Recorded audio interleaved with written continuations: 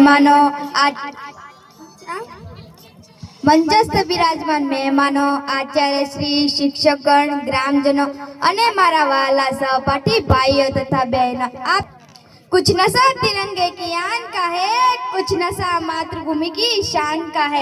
हम लहराएंगे हर जगह तिरंगा, नशा हिंदुस्तान के सम्मान का। મિત્રો, જેને દેશ પ્રેમનો નશો ચડે ને એને બીજા કોઈ નશાની જરૂર નથી પડતી।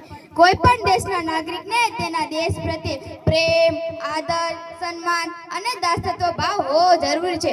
મિત્રો, આપણે આપણા હકો માટે લડીએ છીએ તો દેશ માટેની આપણી ફરજો પણ ન ભૂલવી જોઈએ। બાબા સાહેબ કહે છે તેમ આપણે સૌથી પહેલા અને સૌથી છેલ્લે પણ ભારતીય છીએ। મિત્રો, દર વર્ષે સ્વાતંત્ર્ય પર્વ અને પ્રજાસત્તાક પર્વ ઉજવીએ છીએ। કેમ કે આપણે મળેલી આઝાદી મહામૂલ્ય છે, તેની ખૂબ મોટી કિંમત ચૂકવવી છે। આપણને ગુલામીની ઝંઝીરોમાંથી મુક્ત કરાવનાર સૂરા સૈનિક જ્યારે આપણે સામેથી પસાર થાય ને ત્યારે તેમને જય હિન્દ જરૂર કહેજો।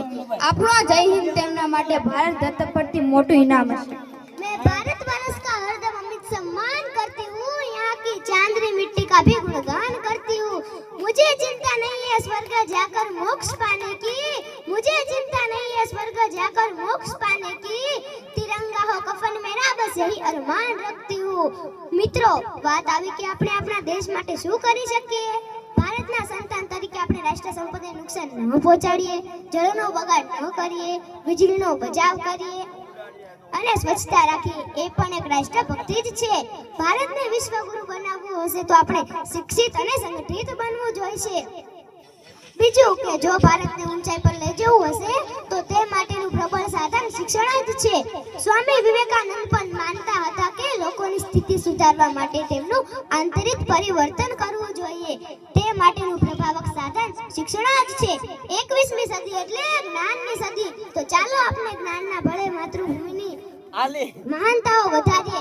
અંતમાં એટલું જ કહેવા માંગુ છું કે વતન હમારા એસા કોઈ છોડ ન પાए, वतन हमारा ऐसा कोई छोड़ न पाए, रिश्ता हमारा ऐसा कोई तोड़ न पाए, रिश्ता हमारा ऐसा कोई तोड़ न पाए।